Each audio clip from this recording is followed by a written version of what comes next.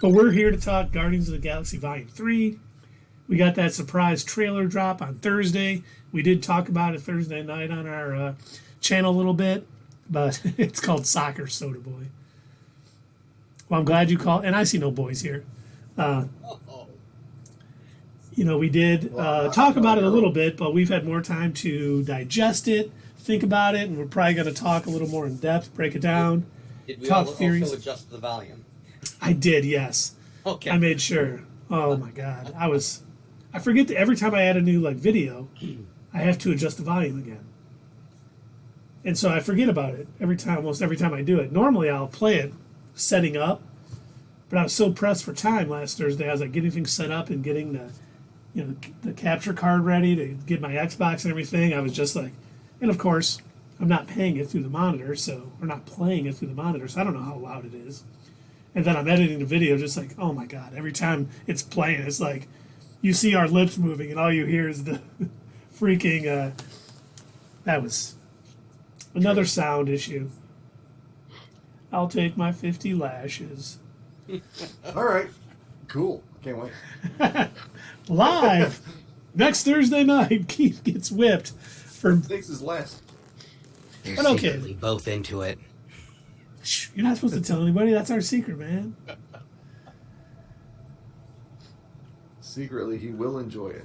But we got here, we Oh, see. we're gonna play it again. Cool. Yeah. We can play it and talk about it, stop it. It starts with Peter.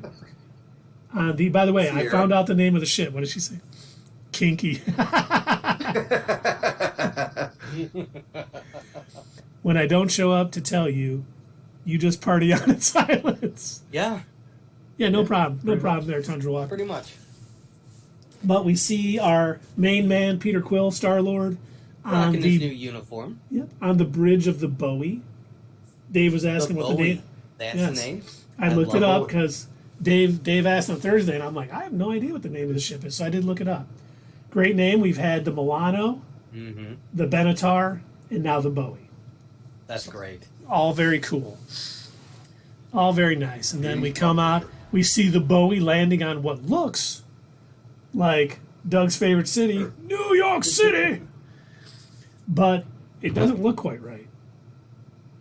Like some buildings are different. Yeah, look at it, close look. Like even the I don't know if we can get a close in. The Statue of Liberty doesn't look right. I It think. just got destroyed by Spider-Man, Oh, Mantis. that's true. I thought this was going to be like the Planet of the Apes thing, where like we see it. This is like half Earth or counter Earth, and I did look that up too because we were talking about it on Thursday. In the comics, the High Evolutionary is on counter Earth, but Rocket in the Guardians of the Galaxy movie, when he's arrested by the Nova Corps, it says he's from half Earth or half world, and Rocket's from half world in the comics. So I think this is gonna. I think the High Evolutionary and Rocket is going to be. From Half World. Yeah, I think they're both going to be from half world. Okay. If Howard the Duck is in it, I'm out. Come on. Seth Green's Howard the Duck has been pretty awesome. I mean, yeah. Once you go, until you go duck, you're out of luck. That's right. Gross. So gross. And then we see the Bowie landing in a subdivision, and like Doug said, we see the Guardians coming out in their brand new uniforms, which Very look comic really good. Sign on his chest too. So the Ravagers. Yes. So they must are be the officially 100th part faction. of the Raptors. Yeah. And I was looking because I was interested because this we'll see in a minute is obviously half world. But notice who's not with them. Gamora. Rocket. Drax. I can't see. Rocket is not with them. We know Drax is here because he gets hit in the head with a thing. I wonder Yeah, that's right. if Rocket came here by himself. Oh, like a whole revenge thing? Like he found out. Like he found out, Created. he finally decided he wanted, like he found out maybe that it's not Layla, whatever is Oh, the otter? the otter is that, Okay. was like his soulmate or whatever. She's still alive. And maybe he goes back to rescue her and they're coming to find him. Or they Alright. captured him. A High Evolutionary captured him and brought him back. We don't really get enough in this to really know, but I thought it was interesting that Rocket was not with him. Because we then Neither do is see... Kraglin. Oh, that's true. Kraglin's not there either. We do see You know, them come out, hey, we come in peace, and we see all the different animal people. They come in peace. You know, and, you know, these are, for those of you that aren't familiar with the High Evolutionary, he does create, like, new men. Human-animal hybrids. Yep, called the new men that kind of look like this, and Batgirl. New men, manimals. There's been, like, beasticles or something.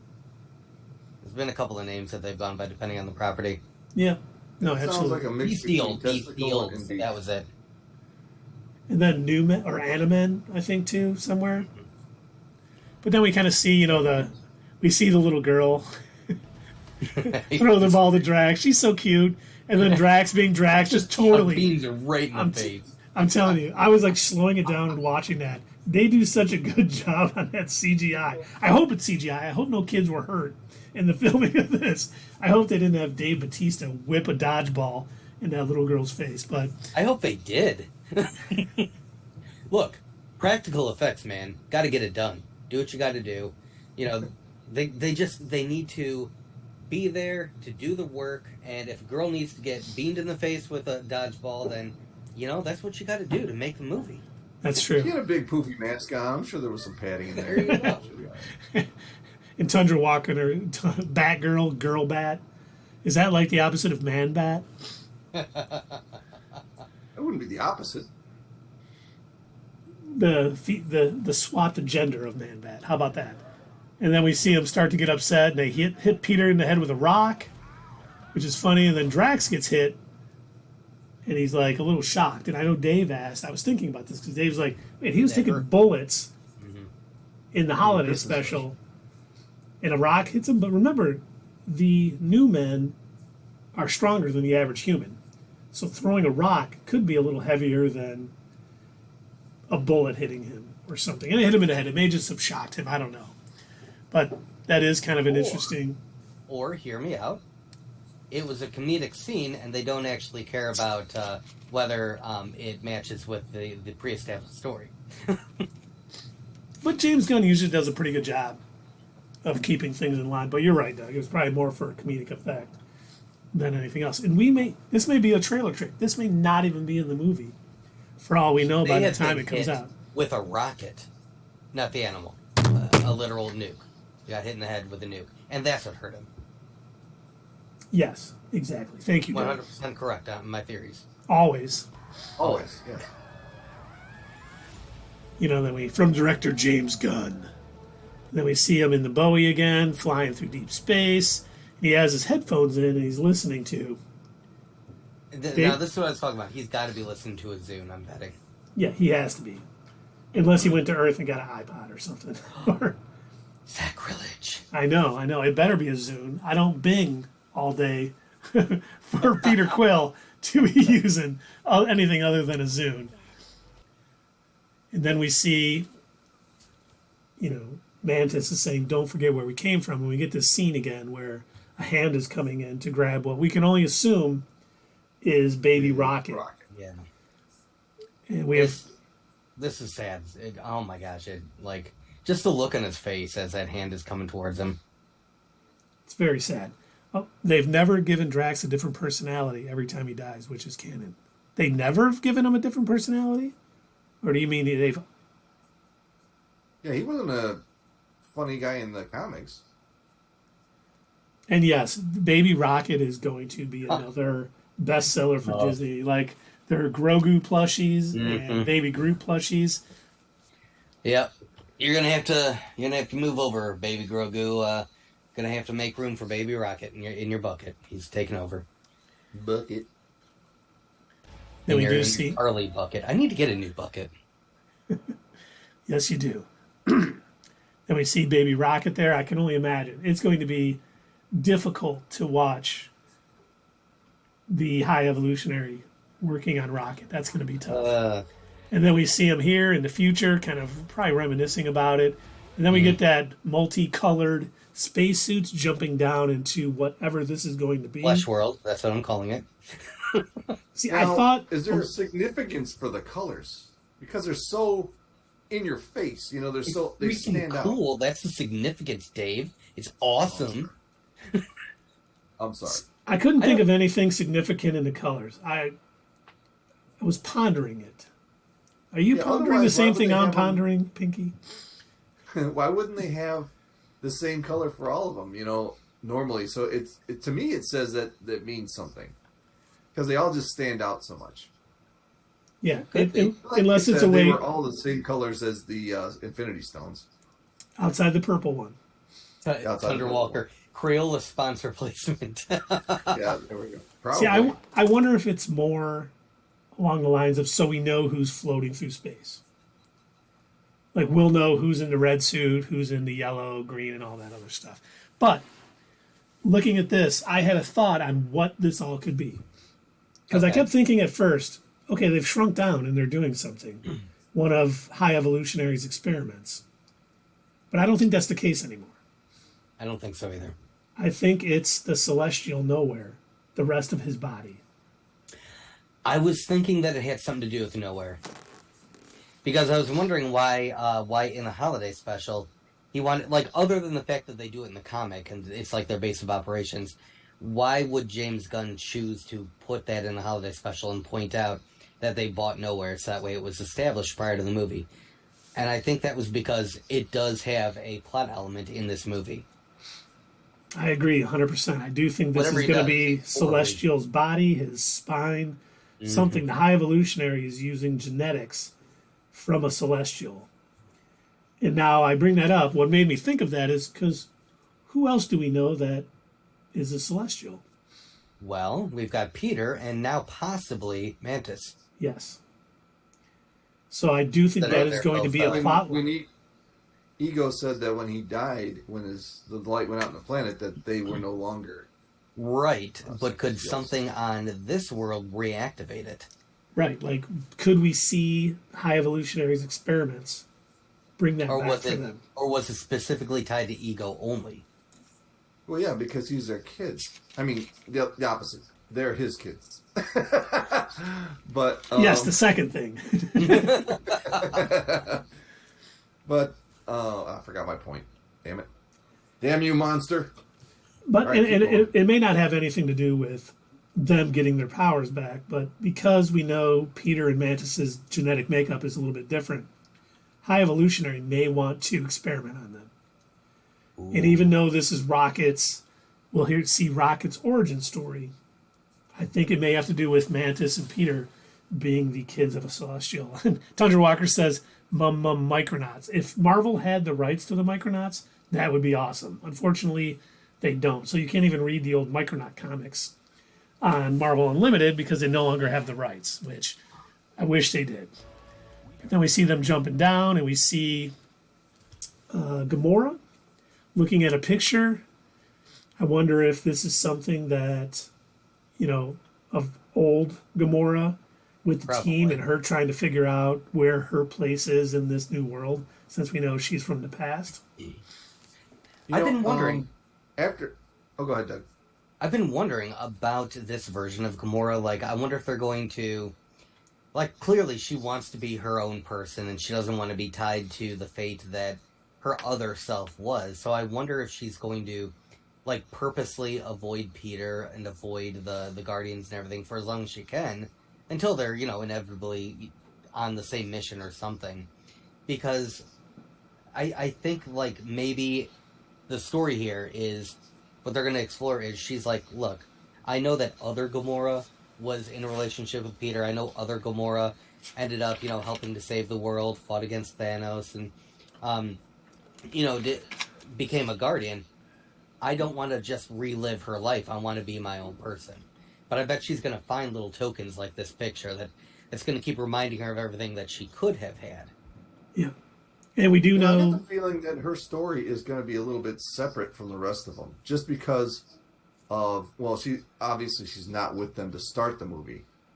Mm-hmm. And I think that, she's going to be following them in some way, but she won't be with them until probably at least halfway through the movie. That's my guess. No, I think you're right. I think... Because we know James Gunn has said that she's going to be leading her own band of Ravagers to start the film. That's cool. And we do know she's working. We'll see a shot later on where she's with them. So we do know at some point that she's going to get with them and kind of team up with them. And then we see, here's the scene that Doug was talking about a little while ago, where we see like a lot of residents of nowhere, and we see Rocket, and we see Nebula carrying Peter. You think that he's doing experiments on Peter? I don't think he's not on Nowhere.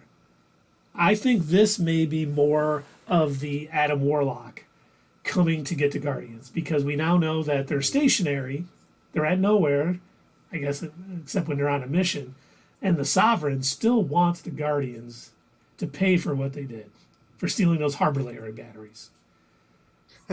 You know, now Harbulary. Now that Peter doesn't have his celestial powers, he's probably not as strong as he used to be. You're Which means right. that, you know, oh, did you say absolutely? I did. Oh. Taking a hit from a powerhouse like Adam Warlock, yeah, that's going to friggin' hurt. And I think that could be because I have theorized also that, you know, Adam Warlock is going to be, the High Evolutionary is going to have helped the Sovereign create Adam Warlock. Or, I can't remember the Elizabeth Debicki's character name, but she's the one who kind of built him. So I think when he attacks, that's going to remind Rocket of Half-World and needing to go back there. So I think this is earlier on in the movie, and them showing up in the 80s Manimal episode is later on once Rocket takes off. So one thing that I want to touch on real quick, an idea that I had mentioned on our Thursday night stream, and I still think this is plausible, just going off of what you were talking about with the High Evolutionary helping to build Adam Warlock. I could see him as kind of like nonchalant that he is about other life forms being, you know, that are lesser, anything that he hasn't helped work on, how he sees them as unevolved and sort of barbaric and whatever. I could see him looking down on the gold people and being like, yeah, I could make these better. Just ravaging their world, end up like, experimenting on them, tearing them apart. By the time and Adam Warlock, who knows, he would probably, because the High Evolutionary did in fact help build him, he's going to be loyal to him. Do we know that for a fact? We don't. We don't. Pure speculation. I am theorizing on my ass off. Right. Well, I am surprised it did not reel me in. Right. They've never said that. The fact that she said in the post-credit scene, our next step in our evolution, yeah, you know, is Adam or whatever.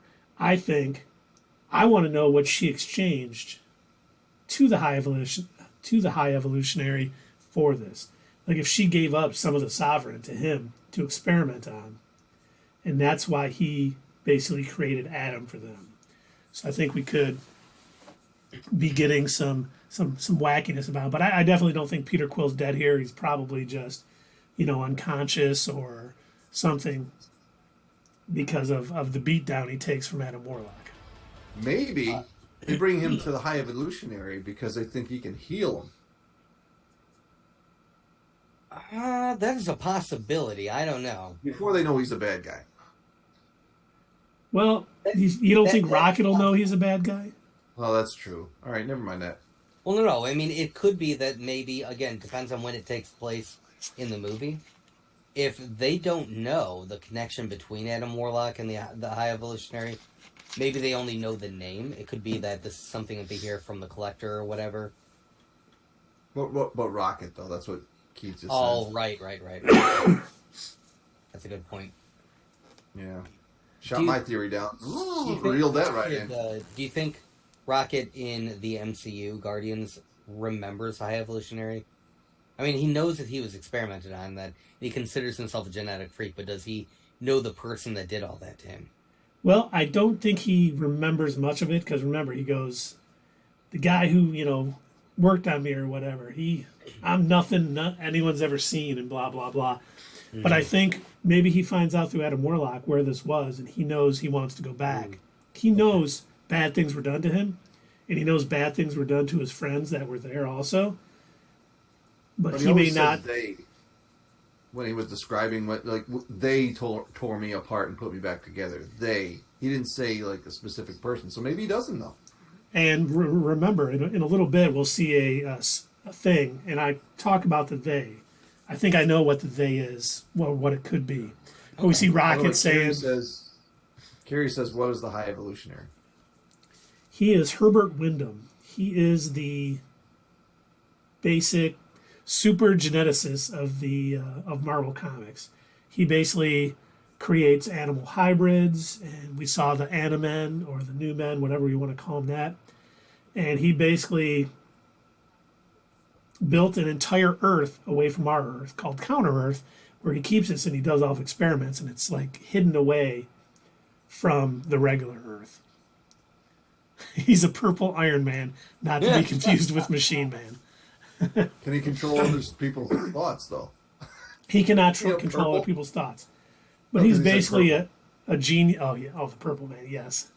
He's basically a genius geneticist. We'll definitely want to do an in-focus on the High Evolutionary before. Mm-hmm. And, of course, we didn't theorize that Herbert from WandaVision was actually the High Evolutionary. We never said that, so it didn't come true because we're always 100% right. Right. But we see here, too, I don't think it'll tie into Kang at all. Only because, I mean, I guess it could kind of tie him in like High Evolutionary worked for one of the Kangs or something at some point. But I think Guardians is going to be a little separated. Guardians 3, at least, is going to be a little separated from the multiverse sort of focus of Phase 5 and Phase 6 because this is James Gunn's epilogue to his trilogy. It's going to be more focused on Rocket, family, basically Rocket and High Evolutionary and the people he left behind. It's going to be about Peter and Mantis. It's going to be about Gamora and Peter. So I think this is going to be shy away from the Kang stuff and the multiversal stuff. So I don't think he's going to show in. But we do get this scene here with Rocket. He's like, I'm sick of running. And I'm ready. And I think that is... him Pete. Yeah, Pete. I think that's him saying, I do know what happened to me. And I've been running away from this my whole life. And now it's time to go back. I feel like this is going to take place towards the end of the movie. Oh, yeah. It's like a final battle setup. Yeah. This is the speech before we go into battle. And it's funny because in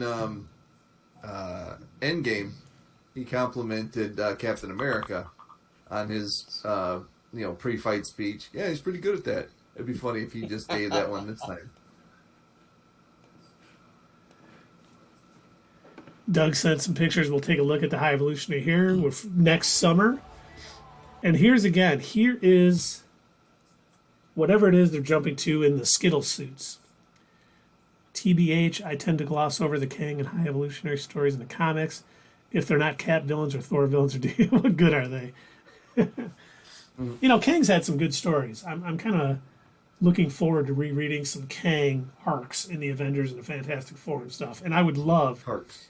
It would be pretty amazing if the Fantastic Four movie dealt with Roma Tut in the past. Jonathan Majors playing another Kang variant in the past, and Fantastic Four kind of working on him. That would be very cool. But we do see this character right there that they could, whatever movie they go through, he could be a brand new character, but the same character. It's genius. Yep, it really is. We see this thing again, which very fleshy and looks. I don't know if that's an eye socket because we know one of the eyes is gone from nowhere, or what this is. But I am really starting to believe this is the body of the Celestial. Well, hold on. Let me ask you, gentlemen. Look at the spine. Do you want to remain monetized? If not, I can tell you what I think it probably is.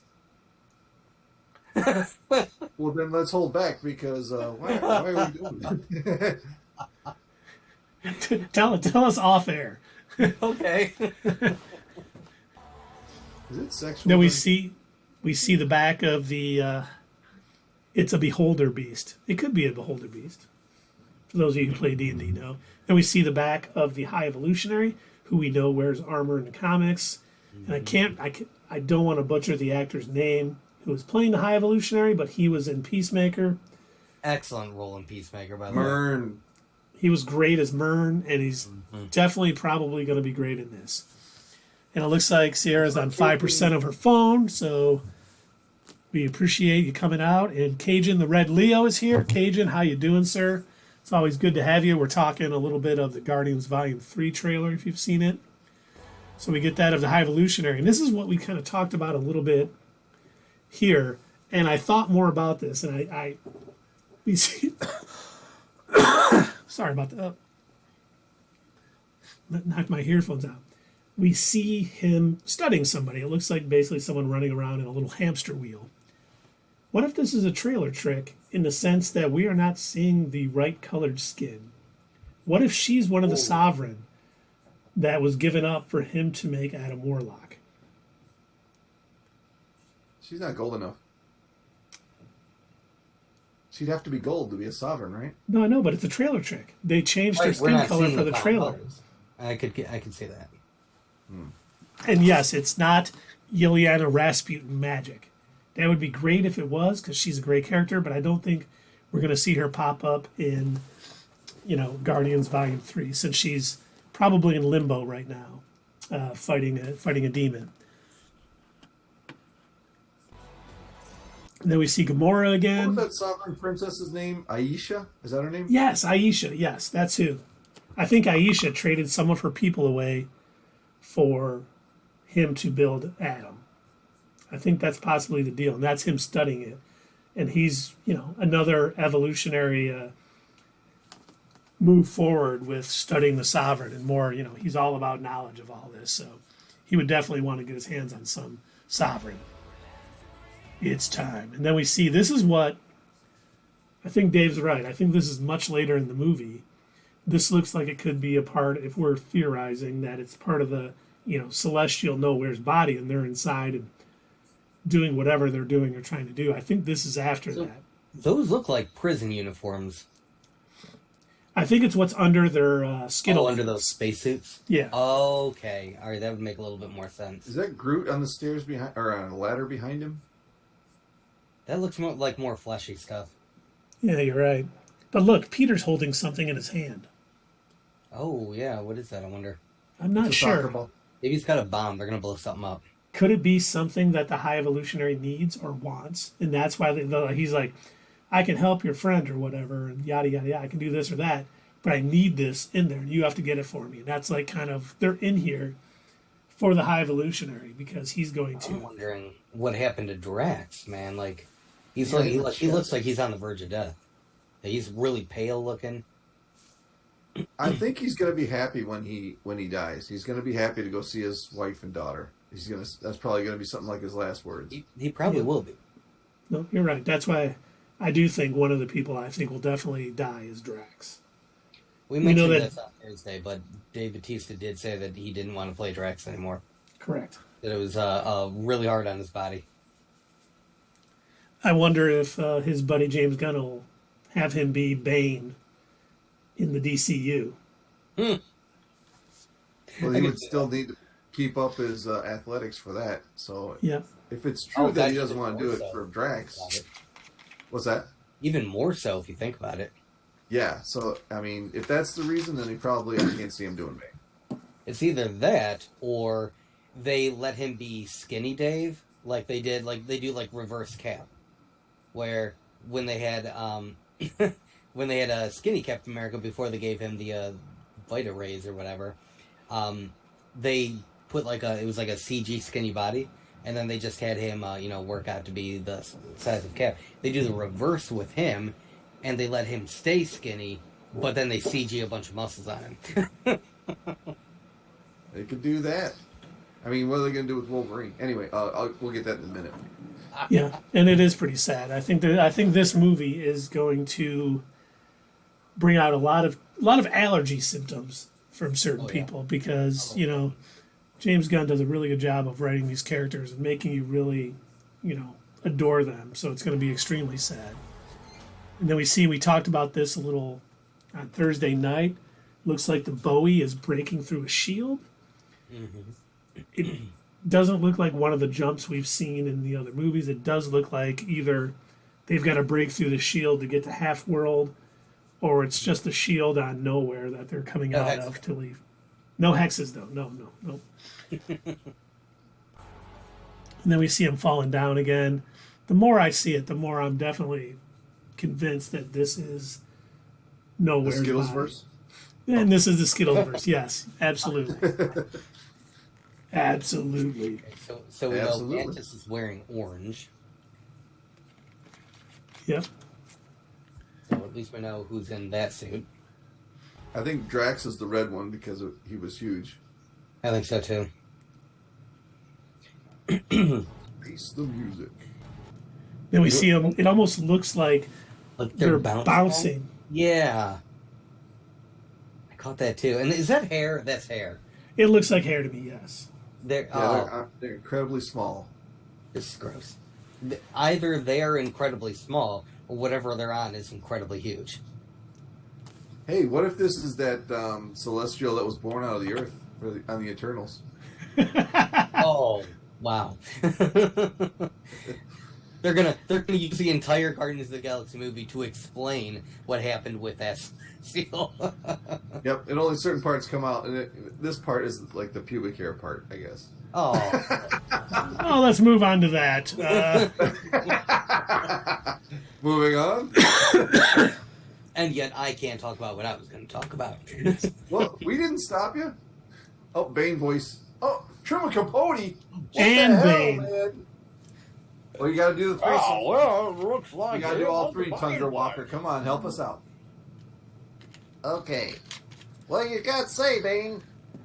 Oh, you want to know what I've got to say about it? I'm really looking forward to this movie, but if it disappoints me, I'm going to blow up the theater. I'll find where James Gunn lives. I don't have any respect for the man. He doesn't make movies that I enjoy. Where are the villain movies? When do I get to see them? You know, there are some very handsome villains that would be willing to play in a movie, and watch them succeed for once. Damn heroes always getting films. You're right. I mean, it's always about the heroes. We're sick of them. Let's see the villain movies. We want to see Bane. We want to see that parrot from Aladdin. That was one of the greatest characters of all time. Yago. God damn it, that bird got a movie. Haven't you seen Aladdin 2? Haven't you seen the entire Aladdin TV series? There was an Aladdin too? This preview. We got sidetracked from Tundra Walker, cashing in 3,000 Infinity Stones for Bane and Gilbert and Truman. Way to go, Tundra Walker. I hope you're happy. Sierra's happy. They're very happy. They don't stop talking about this movie. They're sick of our theories. Well, what are we looking at here? We're looking at Rocket. What's he doing here? Explain it to us there, Gilbert. It's very sad. It looks like Baby Rocket again. They're like, we need to sell a bunch of plushies. Disney has hit rock bottom. They only made $14 billion last year. They need something good. But this does look like a flashback where Rocket is remembering a little bit about his upkeep. Or his bringing up, his origin. He's looking at us getting experimented on. You know, Yes. really, if you think about it, if that's what you have to do with your henchmen to make them better, then by all means, you tear them apart. You add robotic arms. Yeah, it's do like that his every body weekend. is. It's like his body is shielded from his head with some machine around him, and everything that's going on underneath his neck is what the High Evolutionary is doing. Look, when you're doing surgery on animals, you have to put cones around their heads and whatnot. Otherwise, they'll get in the way. So I understand. This makes perfect sense. Have at it. Do it. I can't wait to see the scene with Rocket with his tunnel or his little thing on where he can't lick himself. It's gonna be awesome. Don't lick yourself. Stop scratching, Rocket. You'll tear your stitches open. But we do see something a little later on that does make me think Show it to me. that, well, I wanted to talk about this. I just didn't want to do it in this voice. Thank you, Tundra Walker. But we talked a little while ago, if you remember, about they. Rocket said they experimented on me. They did this and they did that. This looks like a scientist to me. It looks like they're fighting scientists because everyone hates scientists. But he is wearing a lab coat. That would make an awful lot of sense. You know, all scientists are mad scientists when you think about it. you know that's right, especially the ones that would work with Herbert Wyndham. What kind of name is Herbert Wyndham? I would change my name to the High Evolutionary too. It sounds so wrong. But in the comics, To be honest, calling yourself the High Evolutionary seems a little Nazi-ish, but to each their own, I suppose, Gilbert. It's kind of pretentious. They think he's the best in the world. The High Evolution. Is he on drugs? Is he? Why is he the High Evolutionary? Is he smoking? You know, I don't know if he's smoking. I believe that he would most likely, knowing him, that would be beneath him. All right, time's up. oh, thank God. Thank you, Tundra Walker. But what I wanted to talk about is we know that there were scientists who, Dave is Truman Capote, Cajun. We know scientists that worked with the High Evolutionary was the Enclave. So I do think this is going to be the MCU version of the Enclave. Now, the Enclave did create... Enclave? No, not the Buick Enclave. But they were the ones who actually created Adam Warlock in the comics. They weren't working for the High Evolutionary. So I think they're going to kind of mold these things together too, kind of like they're going to do Counter Earth and Half World. I think we're going to get kind of the MCU version of all of this sort of melding together. It's very similar to what they did with He Who Remains, where it was kind of a collection of different versions of Kang that they did for the purposes of the MCU. So yeah, I can see them doing that. Kind of streamline it. Comics are, if you know anything about comics, depending on who's writing and when they're writing, the stories can be so different, and a lot of times they aren't always, these writers aren't always, looking back to see, okay, what was written in the past? Yeah, you know what, I don't give a shit, I'm going to do my own thing.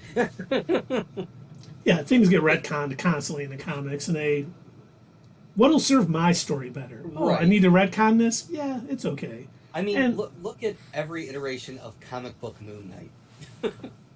Yeah, that's true. Very, very true. How many of those are no, I'm starting to think those aren't scientists. I mean, because how many of them are lying down right there? Well, this could In that be shot that you got froze on. this could be after a battle with the Guardians. Like they're busting in because they're holding Rocket, or they're helping Rocket free his Push friends. somebody out a window. Yeah, I think that comes right before the scene we just saw, Yeah. where they're falling off the side of the And building. who do you think he's holding his hand out to? Is he trying to warn someone, or is he trying to do something?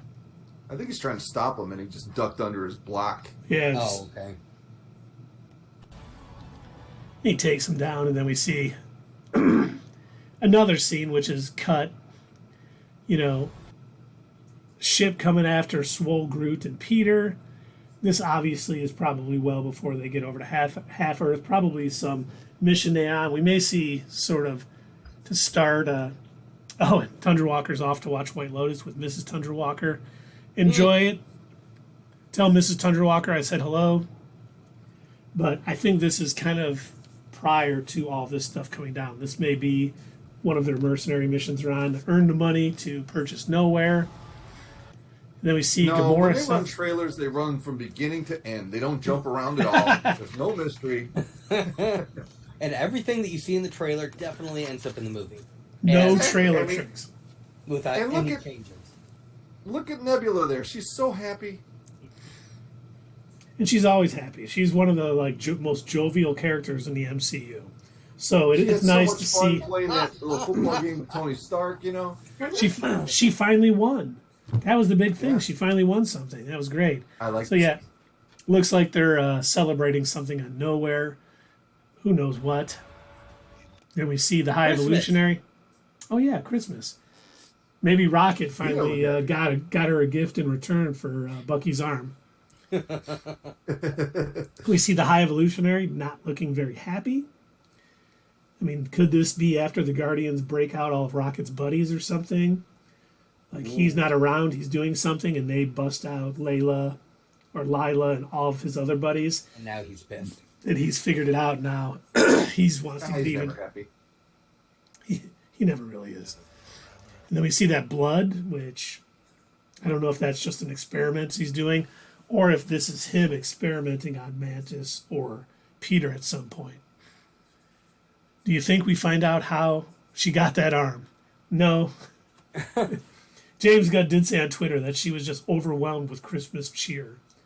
But I do have a feeling Bucky will still have his arm when we see him in Thunderbolts and Captain America New World Order if he shows up there.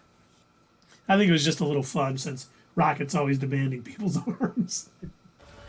They're prosthetics. Yes. I want that eye. I want that arm. I want that leg.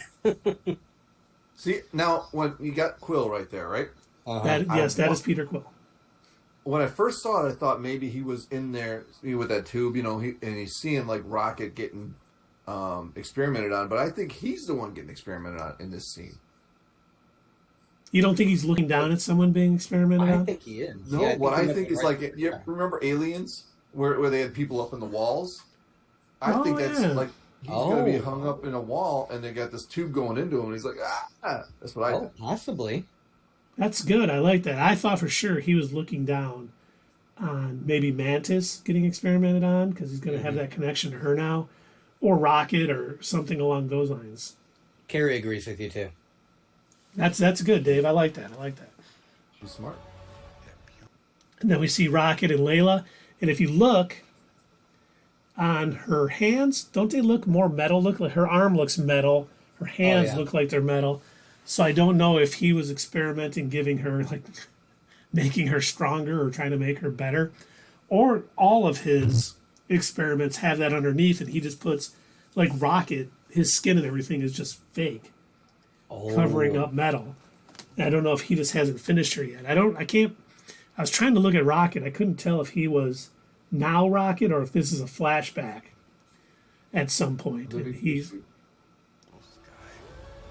I was going to say living tissue over a metal endoskeleton. And then we see the monster from Guardians Volume 2 that they fought for. The Sovereign coming back? I don't know. The Annulax bearers. The Harbulary. It almost looks like the monster that was in episode 7 when they were getting the Millennium Falcon. Star Wars episode 7. Yeah. When? There was when Rey and Finn were on the Millennium Falcon and Han was trying to get it back from them. Han and Chewie showed up. They had in their ship something they had captured. It was like that monster that was like tunneling through and like trying to eat everything. They had to close the doors, and I've totally tangented off, but that's what it looks like too. See, I thought it looked exactly like a copy of what they fought at the beginning of Volume 2. It does. Okay. You're right. Here, I have one more question. With her name being Layla, do you think, and James Gunn with the music, do you think they're going to have that song in there? No. You got me on my knees, Layla. You got me on my knees, Layla. Yeah, why not? Got to. There's a rock version of it, too. Oh, yeah. And Cajun said he is basically half celestial, so it makes sense they would want that DNA. Yeah, it is possible. And again, this could be, going back to what Keith and I were talking about earlier, this might be what ends up reactivating Peter, too. Experimenting on him. And I wonder... We'll see if that was actually tied to ego or not. Yeah. Then we get our first shot of Adam Warlock. He looks great. He definitely cannot wait to see... What's up with this, though? Yeah, I want to know what that is, because normally that's the Soul Stone, right? Yep. Yes. So what is it instead in the MCU, I wonder? That is a good question. I thought about that quite a bit, and I don't have a good answer. You got a zit. It could just be... You got a highly evolved zit. Oh, what if... Total crazy theory. Dave, feel free to reel me in. What if the Evolutionary, being the scientist that he is, attempted to recreate and make better the Infinity Stones? Only reason I'm going to say no is because he deals more with DNA and living things and not power gems like that. So I don't think he would try to recreate it. But if he had something... Oh, Cajun, thanks for stopping by. Enjoy the rest of your evening. But I don't think like he would try to recreate an Infinity Stone. He's more about creating more evolved busy. Yeah, it is always a pleasure. Thanks, Cajun. And Sierra's asking on a scale of 1 to 10, what is your oh my God, how good this movie is going to be. I'm with Dave. I'm a 10. I think I enjoy everything James Gunn does. I think he's a great writer. I think he really writes deep characters and really thinks the plot through so it makes sense. Things you see earlier on, come up later in the movie. Now, same. For me, right now, my hype is kind of off the charts. I'm at a 10 too. Easily. And, I know that, when is this coming out again? In the summer? May. May 5th. In May? Oh, yeah. So many allergies in the month of May. Like, just, it's going to be crazy. I'm going to have to bring a box of tissue for sure, guys. It's going to be rough. All the pollen that's in the theater. And that's the thing. I think it's 10 because the first two Guardians movie have been fantastic. Mm-hmm. They have done a great job. And this is him finishing off that trilogy that he, wanted to from the beginning. And I believe in his writing, and I cannot wait to see how this all wraps up. I agree with Doug. It's probably, might be some ugly crying in the theater on May 4th that night because that's... Now, not to drudge up like old news or whatever, but what was the reasoning for Disney firing him to begin with? Some old tweets that were...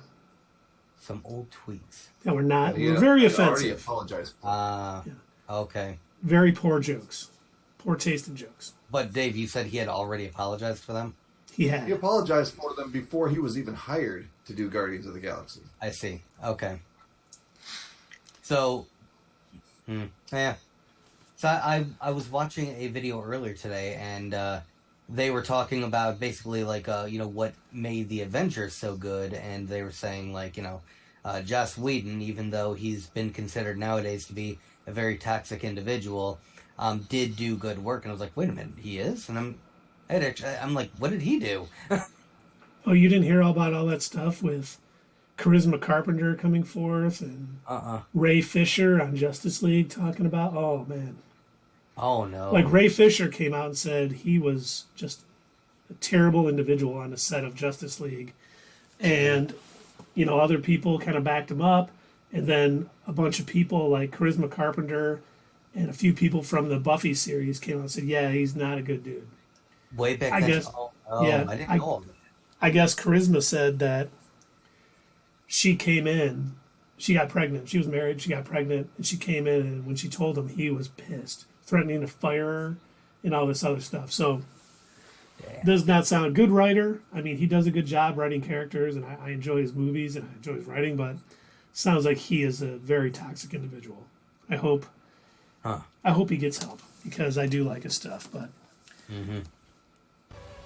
And then we see Adam beating up poor Nebula, who is probably, at this point, her and Drax are the strongest Guardians, so I wonder if, he's just kind of walking through them all, and Drax and Nebula are the ones that maybe stop him from destroying Nowhere and all of the Guardians.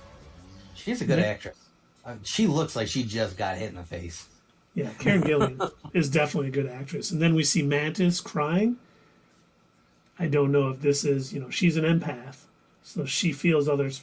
I don't know if this is Rocket. I wonder if this is... Yeah, is this taking place in that same area where we saw Peter with the tube? Or it could be Rocket retelling the story of his origin and her just feeling, his pain and suffering and kind of coming through with it. But yeah, it could be Peter being tortured, or we don't know.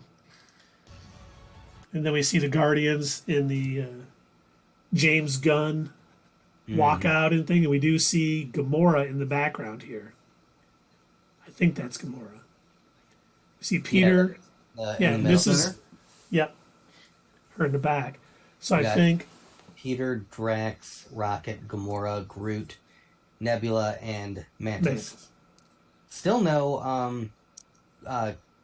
what's his name? With the fin. Oh, Kraglin. Kraglin, yeah. I don't see him. Yeah, where's he? Well, he's probably on the ship. He's always on the ship. That's true. He pilots a lot. Then we see Rocket again. I'm not sure. It's heaven. He's in heaven. Oh, don't say that. Or flashback. It could be a flashback. It could be a trailer trick, too. There may be something else behind him. And they're just doing this to throw us off. They didn't finish the CG yet. Okay. Yeah. But it could be him standing in the High Evolutionary's lab or something along those lines. Let's see. Do you think that the Marvel movies are going to take a note from the Guardians of the Galaxy game and input more Mantis banter? Probably. I think she was a lot funnier and a lot more personality in the holiday special. So I do think that'll carry over to Volume 3. Mm-hmm.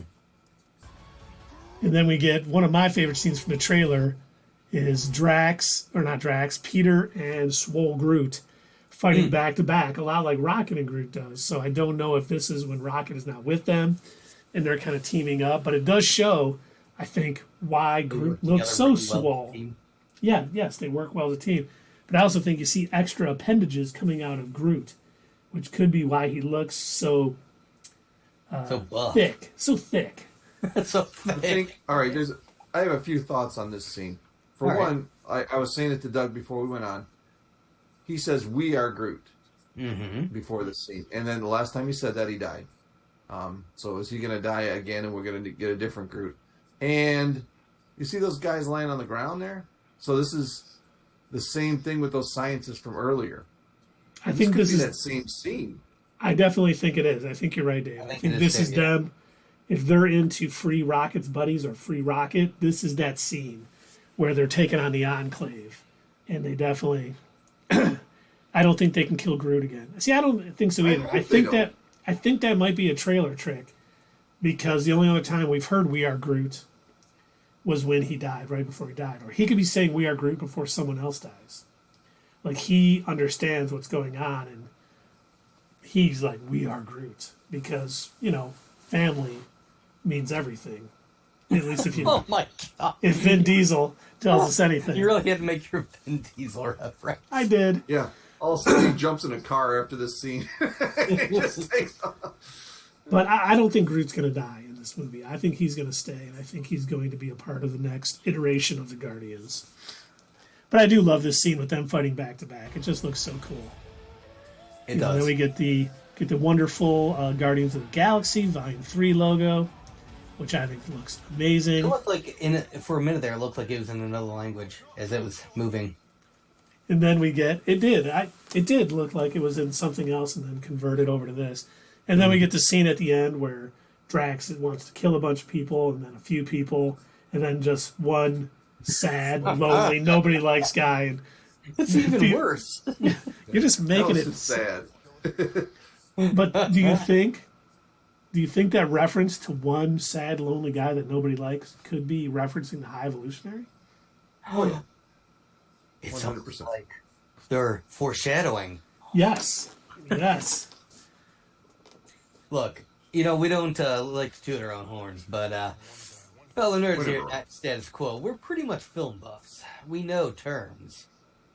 Oh, I thought you meant we were buff, like we've been working out. Oh, yeah, that too. Maybe he's referring to Adam Warlock as well. That's the only two people it could be. That he'd be that's true. They may be going to get revenge on him. Whether he succeeds or not, it's what he intends to do. Yeah, I hope we do see Drax kind of show off his fighting prowess because, unfortunately in the Guardian movies, and one of the reasons, Dave Bautista wasn't really happy, kind of gets his butt kicked everywhere. So it'd be nice to see him. The whole, he's basically like a clown. Character. Yeah, he got, thrashed by the Accuser, Ronan the Accuser in Guardians, and, Thanos just kind of mopped the floor with him, Tony Stark. Yeah, it's been... So I hope we see him really show off I hope James Gunn really lets, us see Drax, how powerful he is, probably before he dies, because I do think Drax will be one that dies. Then we get the nice 5/5/23, cannot wait for that. And if you did notice, I kind of went too fast by it. It did show that Elizabeth Debicki and Sylvester Stallone are in this movie. We don't see him in the trailer, but thankfully Dave remembered her name is Aisha from The Sovereign, And then obviously the leader of the Ravagers, Sylvester Stallone, is going to be in this. So, Nice. you know, wonderful trailer. I've watched it so many times. I really am looking forward to this movie. We would have already had this movie if it not for that stupid firing and rehiring thing. We would have already had Volume 3. We would have seen it a couple years ago. Do you think it would have been the same story and everything? Yes, James Gunn. Change it up. Well, he had to change it up a little bit. He even said that because of some of the things that happened since he would have originally put out the movie. So he had to adjust a little bit. He did, but the story remains the same. I mean, the major points haven't changed. Just little things that he needed to change because of things that happened in the MCU, like Dave said. I think I read that this was originally supposed to release before Thor: Love and Thunder. It was. You know, speaking of Thor, Love and Thunder, we didn't see the goats. I think we're gonna see. He didn't, but well, Thor took them with him, so He did. They made him take them with them. Oh, they would. There's no way they would have kept those goats. They hated them. It was a gift from Thor. Ah! But when they ran into that planet, oh my god, that was hilarious. Yeah, no, that was a few things. I think the reason I think Peter is going to survive. I think Gamora is going to start figuring out why the other Gamora fell in love with Peter. I think she's going to sacrifice herself to save Peter. And I think Gamora's done? I think Gamora's done. I think she's going to sacrifice herself to save Peter, and that is going to make Peter even more miserable than he already is. That would suck. I would hate that. I know, and that's like one of those things that I think would really hit everyone pretty hard, seeing him suffer like that again. He lost her for a second time, a lot like, you know, when Wanda lost Vision and how much she lost at the end of WandaVision. But seriously, he loses her again. That's going to be heartbreaking. And James Gunn does not shy away from those things. Mm-hmm. Now, I don't think that's going to happen, but I'm not going to reel it in because I'm going to reserve reeling it in for things that are just totally off the wall. But, you know, that's a possibility, but I don't agree with that. I don't think it's going to happen. Oh, no, she's not getting back with Peter. Sierra says, I do not think she is going to get back with Peter, nor do I think it would benefit the story for her to sacrifice herself. Yeah. She's definitely not getting back with him. Yeah, I think James I agree with that, too. Yeah, so, yes, I will lightly tap the brakes. I just think that she's going to realize what the other Gamora saw in him, and she's going to be willing to do that for I think him. she will, too.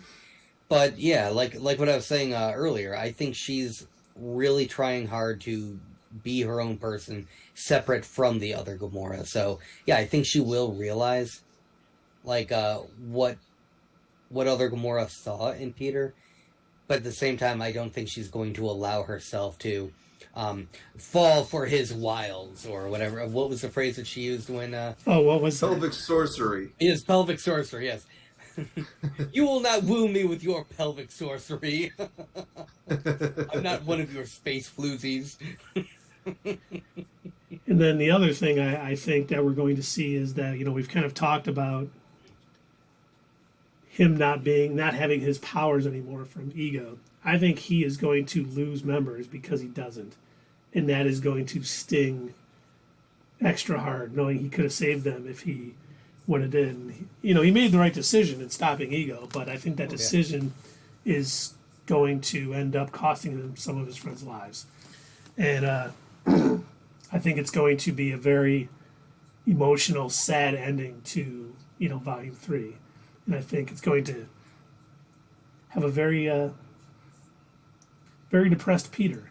And I don't know how they're going to deal with that later on in the MCU, but... I mean, I almost cried when, why can't I think of it? Yondu. When Yondu died. Yeah. That was really sad. I know I did. Yeah, that was rough. Yeah, that line when he's like, he may have been your dad, boy, or he may have been your father, boy, but he wasn't your daddy.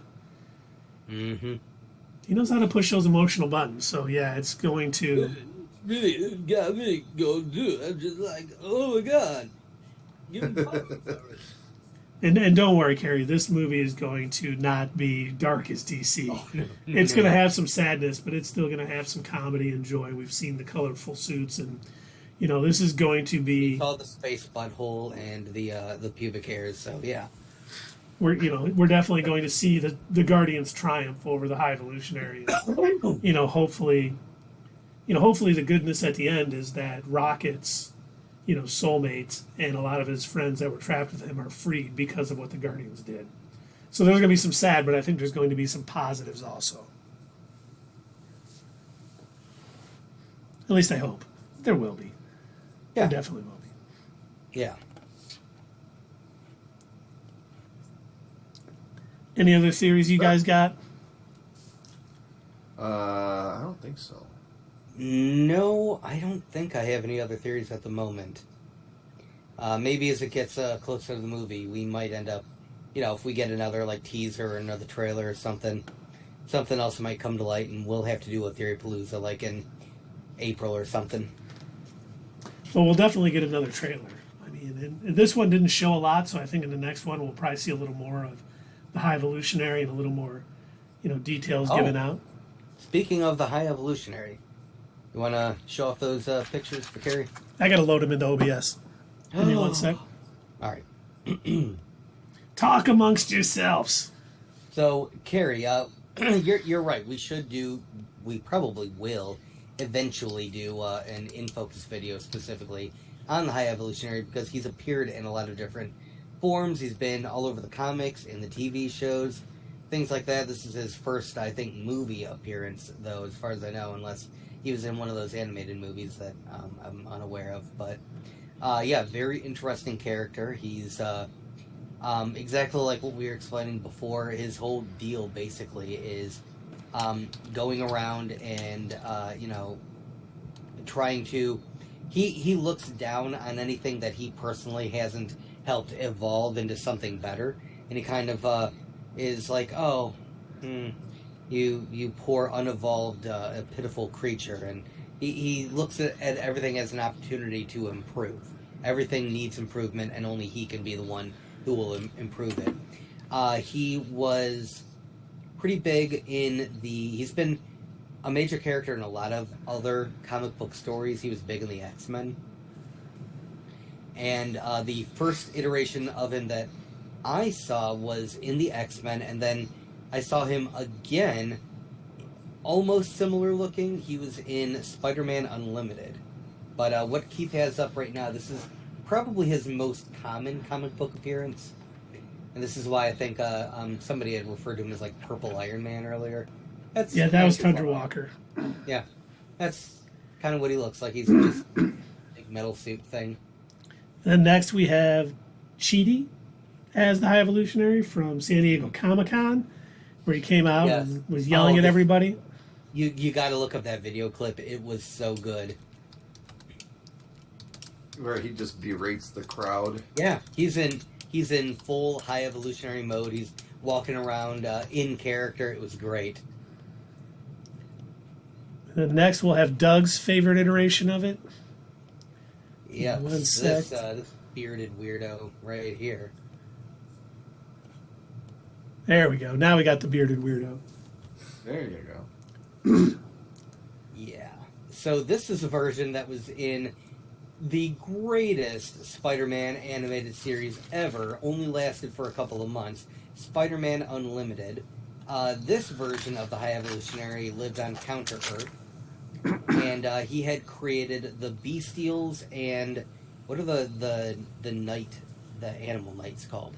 Oh, I can't remember now. But he created them too. And Peter Parker and Venom and Carnage all get sent over to Counter-Earth via a spaceship mishap. I don't remember what exactly had happened, but yeah. Basically, he was the big bad of the entire series. Peter Parker was constantly fighting. He had to team up with Venom half the time to fight the High Evolutionary. And what was really creepy, to just add on to it, one of the Beast people had a big crush on Peter because she didn't realize he was a human.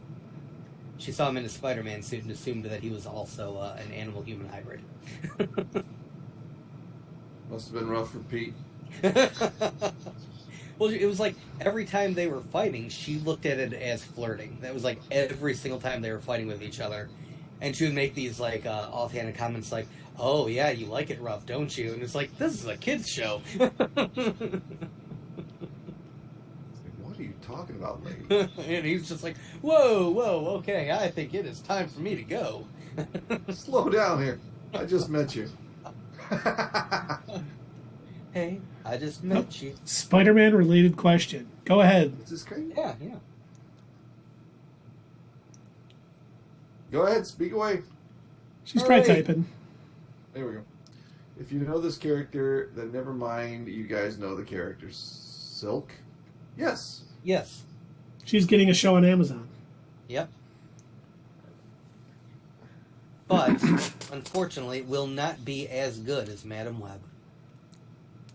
Can't wait for that. The most highly anticipated movie from our friends at Sony. The highly anticipated Morbius follow-up from Sony Studios.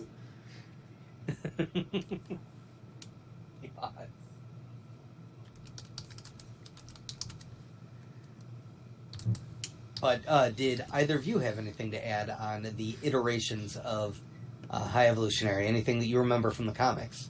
'Cause I really only know him from his animated appearances. I really didn't read too many stories in the comics with him. No, I mean one of my favorite. Marvel used to do a thing way back in the '80s when I was a wee lad, and what they did was all of the annuals. For those of you who don't collect comics, you get like 12 issue. You get one issue a month for 12 months. And every year around the summer, they come out with annuals. So it's a once-a-month annual type thing. And all of the annuals for an entire summer was the Evolutionary War. Oh. And it was the High Evolutionary versus like Apocalypse and all the heroes. Silver Surfer got involved, the Avengers. It was pretty awesome. And unfortunately, I haven't reread it in a while. So it's been a while. But it was really good. I really liked it. And that was my first run-in. One of my first run-ins with the High Evolutionary. The other run-in with the High Evolutionary was in... you replaced your brain? What? Was in Avengers like 187. This is the first time when Wanda got sort of taken over by Chthon. It was on Mount Wundagore.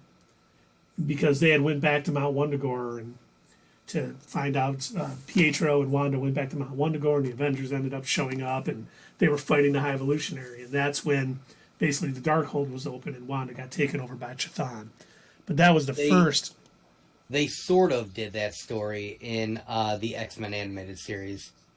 They had Wanda, she had received a message basically stating that the cow lady, whatever, was sick. Bova was sick. And so she was going to go to... Wundagore Mountain. The Wundagore Mountain. Like, hey, this is basically like a mother to me, and everything like that. And on her deathbed, she revealed to her and Pietro that Magneto was her real father. And then there's a huge fight with the High Evolutionary. But I don't think in the X-Men animated series, I don't think Chthon was involved in that episode. Probably not. I just think it was like it was a big two-way fight between Wanda, Pietro, High Evolutionary, and Magneto. They're all mad at each other and all fighting.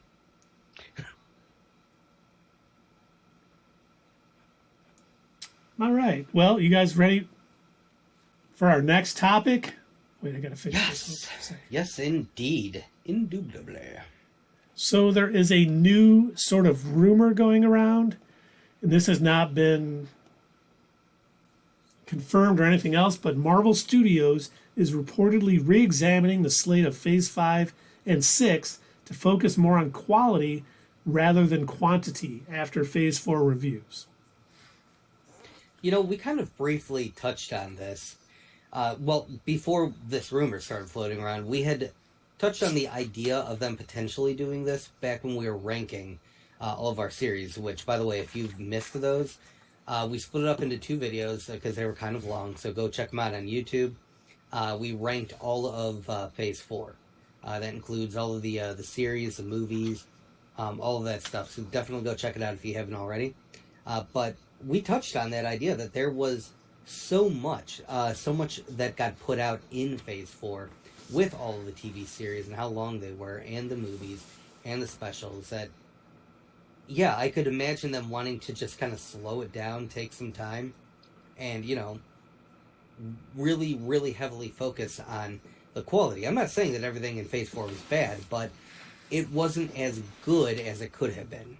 A lot of people think with Bob Iger coming back as the CEO of Disney, and this is one of the first things he's wanting to do, is kind of right that ship. Not that Marvel's like that far off, but I think they want to get it back because people are kind of, you know, a lot of people, there's been so much. I mean, Phase 4 had more content than all the other phases combined. And they have talked about, so changes with shows, yes, like more special presentations, less, you know, like series. So we'll see like one-shot special presentation for characters being introduced maybe, or a story. So we might get a 40-minute introduction. We'll still probably get some series, but I think we're going to see a lot less of them. I don't think they're going to be constantly on Disney+. I know the former CEO, now this is a rumor, Dave would know because he's buddy with Kevin Feige, but he wanted more content on Disney Plus to build that subscriber base, where Kevin Feige was kind of like, that's too much at one time, but obviously if your boss is telling you to do something, you do it. So I think this might be getting more in line with, you know, Kevin's view of how they do it. You can't just constantly be putting stuff out left and right. Now, we will watch it all and love it if it's good, but the average person, the average MCU, you know, casual watcher, isn't going to watch a show, you know, an hour show every week, and movies and everything else. So I think they're going to get that sort of back in line with less being more, less better quality shows and movies, and we're going to not get the, you know, 9-episode series, 6-episode series, and all that other stuff, except the things that are already in the bank. Obviously, I think Secret Invasion is going to be, you know, 6 to 8 episodes. I hope it's incredible. I really do. The 12 different Agatha series that they're going to create. Those are still things we're getting. We're going to get all the Agathas. House of Harkness, Woods of the Witches, Cottage of Curiosities. I don't know. I can keep going. Yeah, no, that's a great idea to slow it down and increase the quality again. Because I know a lot of people, you know, like, obviously we watch everything. A lot of my friends are just like, I kind of don't want to watch that, man. It's just too much. Yeah, people at my work are the same way. They're like, I just can't keep up. Mm-hmm. Don't have the time. Yeah, you know, even in my friend group, like I was talking about, I think back when we were watching, I want to say it was Miss Marvel. I was kind of, you know, I was talking about, oh yeah, did you see today's Miss Marvel episode? No, what is that? I'm like, oh, well, you know, I mean, they're on, like, you know, episode 7 or whatever, but it's this series that's been on Disney Plus. Oh, yeah, I have to check that out. I haven't really been on Disney Plus. Last thing I watched was Mandalorian Season 2. I'm like, you've missed a lot. There's been a lot since then. Damn.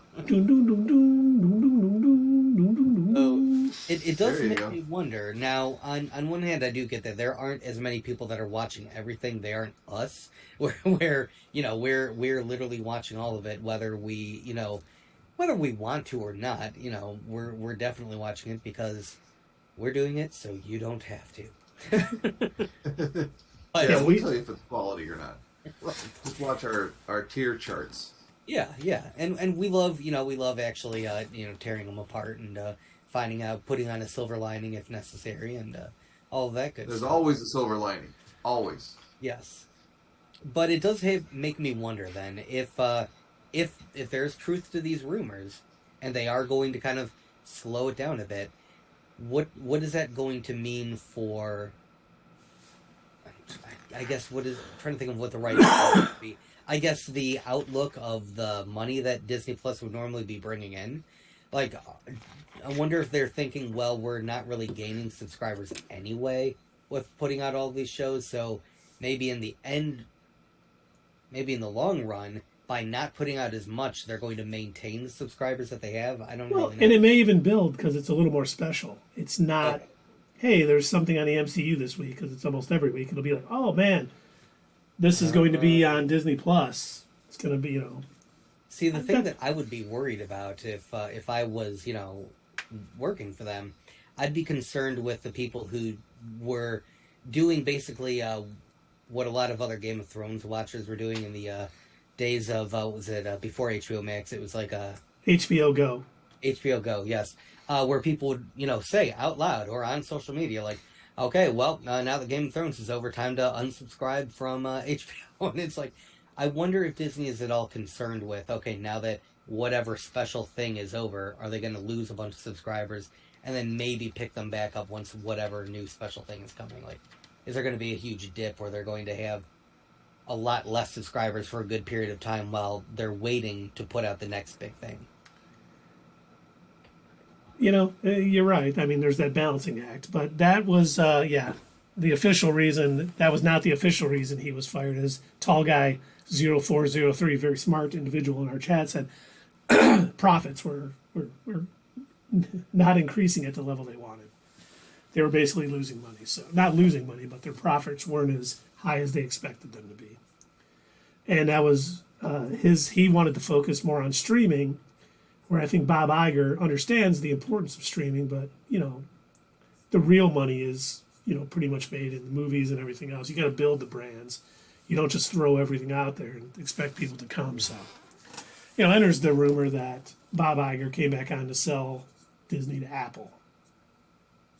So Carrie says, and basically what we were saying too, I enjoy it, but it's a lot, especially if you jump in and need to rewatch to catch up. Yeah, that's true. Unlike me, I literally do nothing else other than Not Your Status Quo. That's like my only thing, and then I just watch TV. That's my entire life. I do nothing outside of that, so I've got the time. I can rewatch. Yeah, it's like that's another problem with the releasing one a week. With the Netflix plan, people will probably watch more of some of these shows, so they can watch it all at once and get it done. You know what I mean? Oh, do you think they're going to do that too? No. What I'm saying is, like, if they, that's why it's harder for the nonchalant viewer to keep up, because maybe they don't care about what it comes out and they don't remember the next week. But if they could just go to the next episode, they'd probably watch more. You know what I mean? Well, it's funny you say that. Did you see what? I don't know. Did you see it? Sorry, my phone went off. That the Wednesday show, the Tim Burton Wednesday show with Jenna Ortega, past Stranger Things season 4 is the most streamed minutes in a week. Really? Yeah. Wow. So people do like people. You did watch it?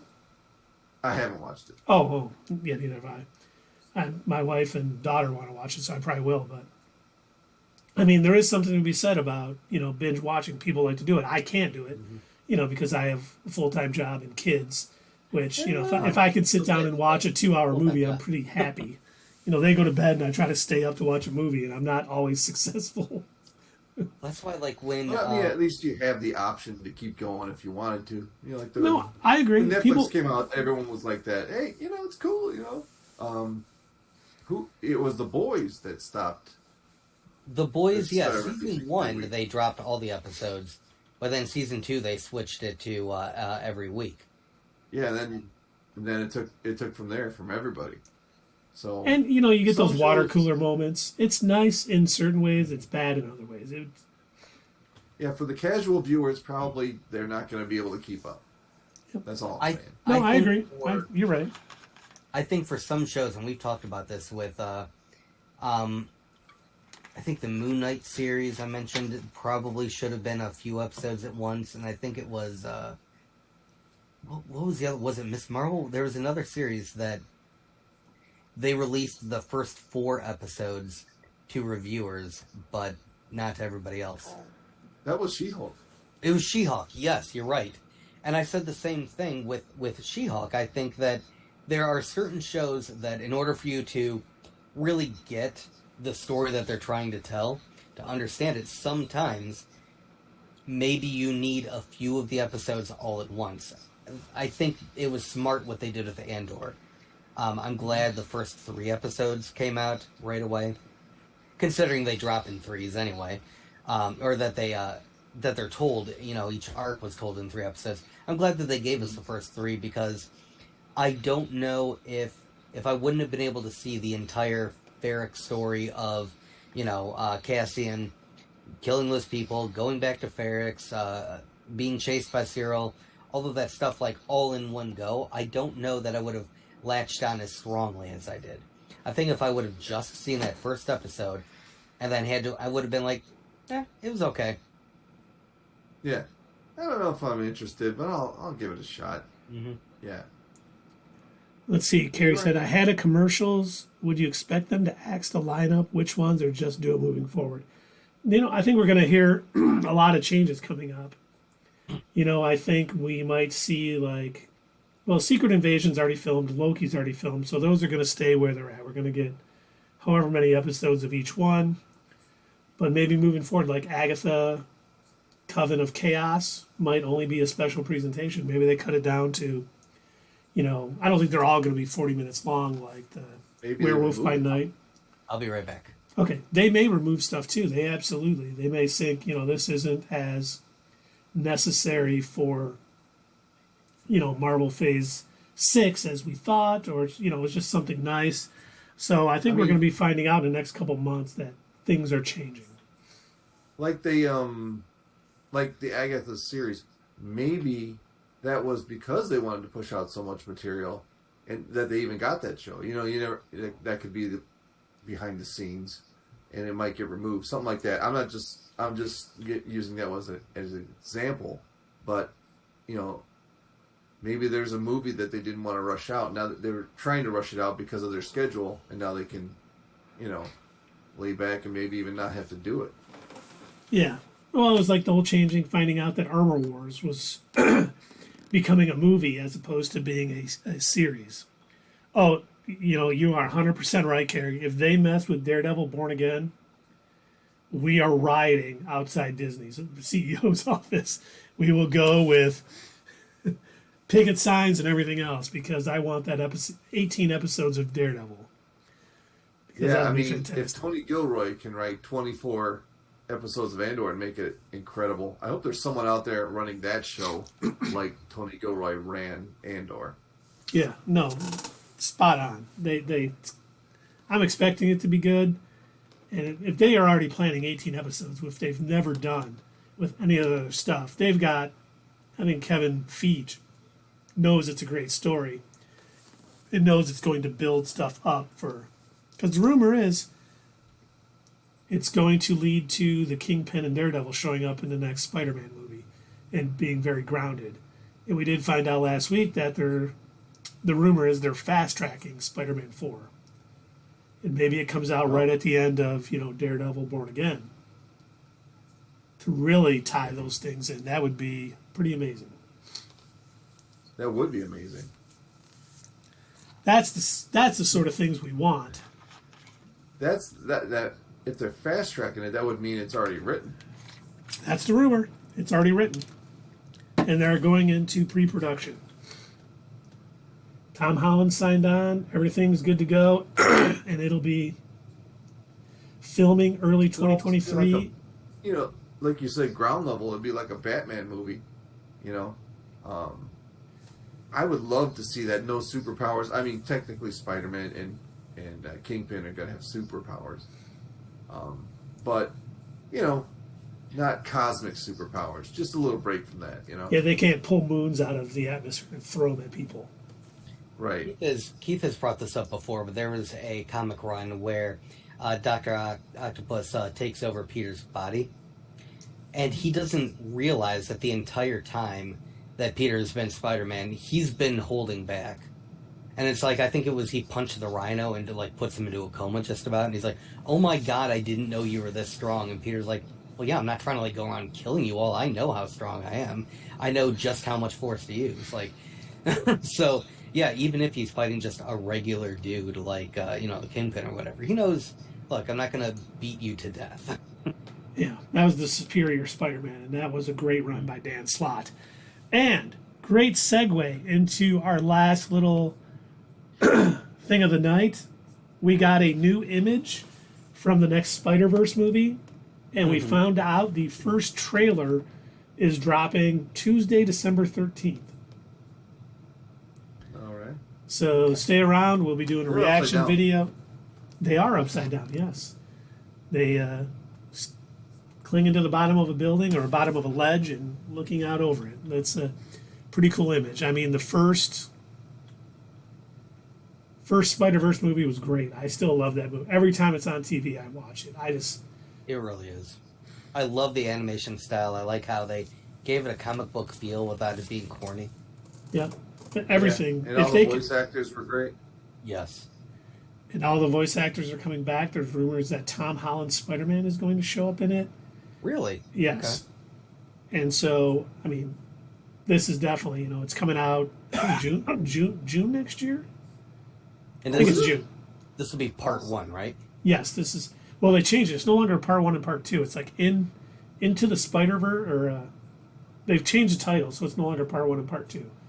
But for the life of me, I can't remember what they are. But yeah, we're going to get that trailer just under 2 weeks. We'll definitely have a reaction video up on YouTube. We'll talk about it probably that Thursday night on Twitch here. But I was very happy to hear this. They just announced that this morning.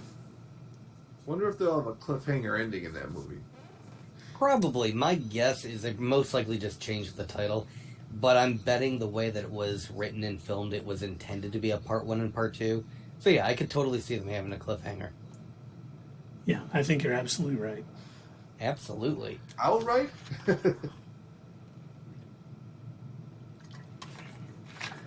And yeah, Gary, this is one of my favorite movies. When we first went to go see Spider-Man: No Way Home, I was, as I admitted during the ranking video, was being overly mean to that movie, and I did put this one as my number 1 because we were talking about at the theater review.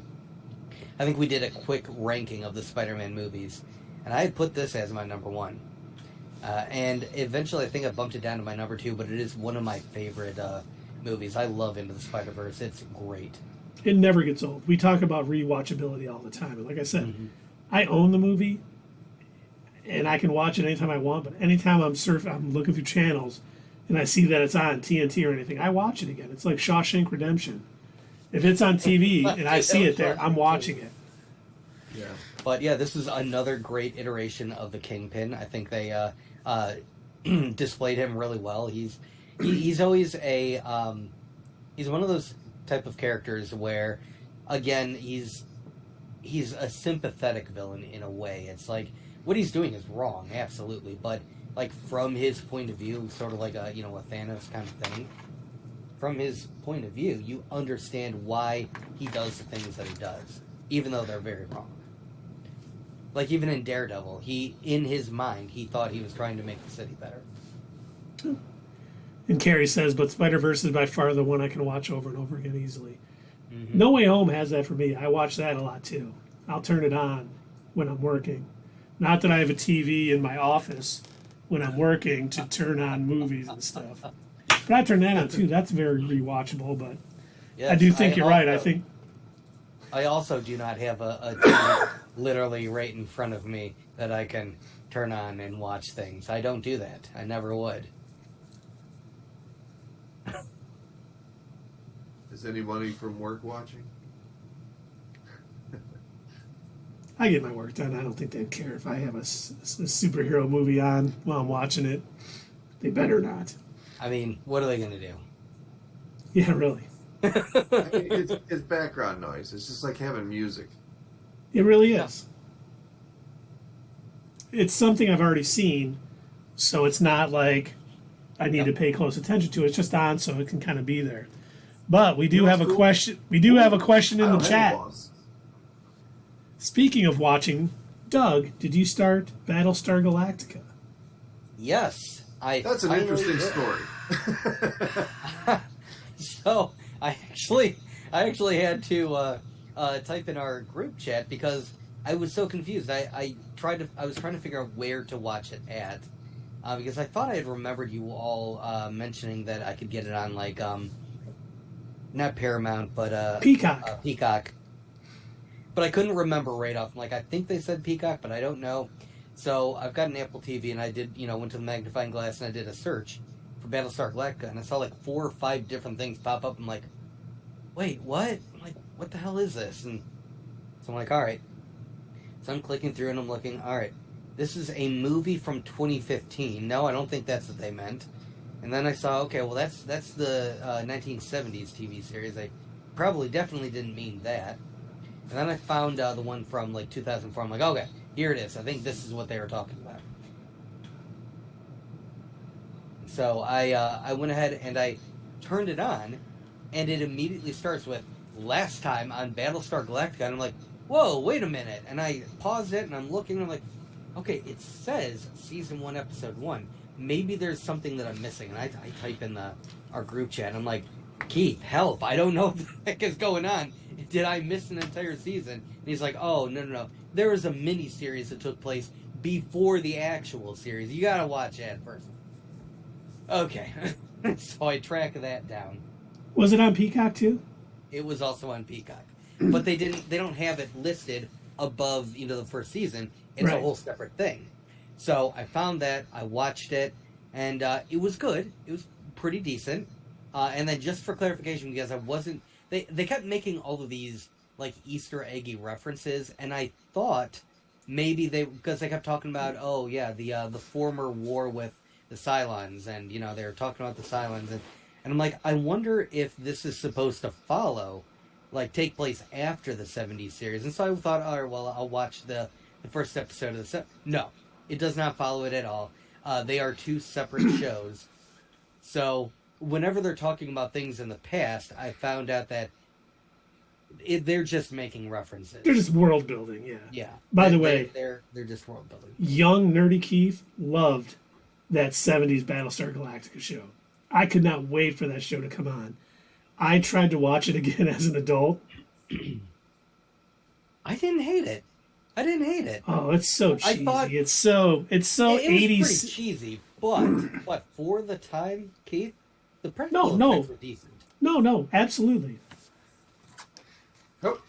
I'm just saying, after watching the new Battlestar Galactica, I can't watch the old one. I did send a message. Dirk Benedict.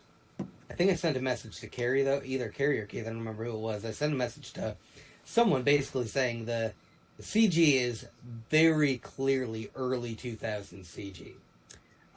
It was giving me flashbacks of whenever in the Sarah Connor Chronicles, whenever they would show a Terminator without the skin walking, it's like, they did not have a big budget for this. And anytime they showed like a non-human Cylon, it was kind of the same thing. And I'm like, ooh, yeah, I can tell when this took place, when they made this show. But I did not. I think I got through the first. So I watched the miniseries, and then I got through the first 4 episodes of the first season, and it's fine. It's not the greatest thing I've ever seen. I will say this: it's gonna be a tough watch for me because it seems like every episode is more depressing than the next. The only jaw-dropping moment that I think I had was when they revealed that anyone could be a Cylon, and then they showed the Asian shipmate, and I was like, oh, no, she's a secret Cylon, and I was like, oh my god.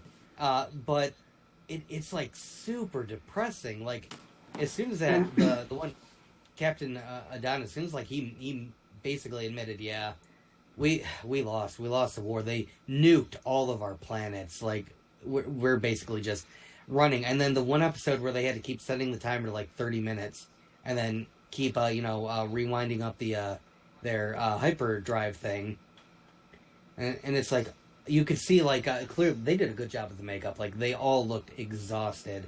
They were tired. And then the new president is like, okay, how many did we lose this time? How many deaths now? And then like she was so excited when one person was born. I'm like, I get that like this is an exciting moment for all of you, but that is mega depressing.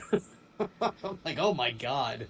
And then the fact that they're like, oh, you were late to like our jump, like we all jumped at the same time. You showed up an hour late. We don't trust you. We're gonna have to blow up that whole ship of 1,300 people. It's like, God damn, the show's dark.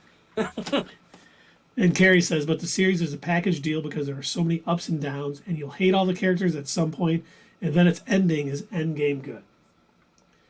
And it's not depressing in that way for long. It does pick up. It's a really enjoyable series. See, if you're comparing it to Endgame, like I can see Endgame once. I don't have to watch, like 40 minutes of Endgame every single episode. Like I'm not seeing them. Hey, I think we learned something from Tim Martin at work when he said, "I watched Infinity War. It made no sense." Well, did you see any other movies?